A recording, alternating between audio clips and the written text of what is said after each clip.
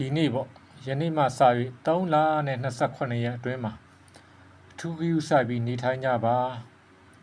အန္တရာယ်တစုံတရာကြားရောက်နိုင်တယ်တွာလာရစအထူးဂရုစိုက်ကြတွားကြလာကြ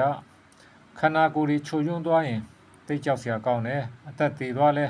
မကြုံမလွန်ဖြစ်တဲ့ဘဝမျိုးတွေရောက်သွားတယ်သိကြောက်ဖို့ကောင်းတယ်အန္တရာယ်တွေကြုံနိုင်တယ်အန္တရာယ်ဆိုးများလဲကြားရနိုင်တယ်အန္တရာယ်တွေဇက်တိုက်ဖြစ်ပေါ်နိုင်တယ်3လနဲ့28ရက်အတွင်းမှာအားလုံးဖရာတရားမမေ့ကြဖို့ဂုဏ်တော်ကိုယ်ပါမမေ့ကြဖို့ထူးမှာကြလိုပါတယ်နော်တွာလာတာထူးစိုက်ကြပါအန္တရာယ်များကြားရောက်နိုင်တယ်ဒီလောက်ပဲပြောချင်ပါတယ်နော်အားလုံးထူးစိုက်ကြပါယရနာ3ပါးတဏှုံ3ပါးမမိနဲ့ယရနာ3ပါးမမိနဲ့ဂုဏ်တော်ကာတာရီမမိနဲ့ဖရာရှိခိုးဖရာတရားဘယ်တော့မှမမိလင်းနဲ့တွာလီလာလီယာမှာထူးစိုက်ကြဆဆရာပြင်ဆင်ကြအားလုံးဘေးကင်းရန်ကင်းကြပါစေလို့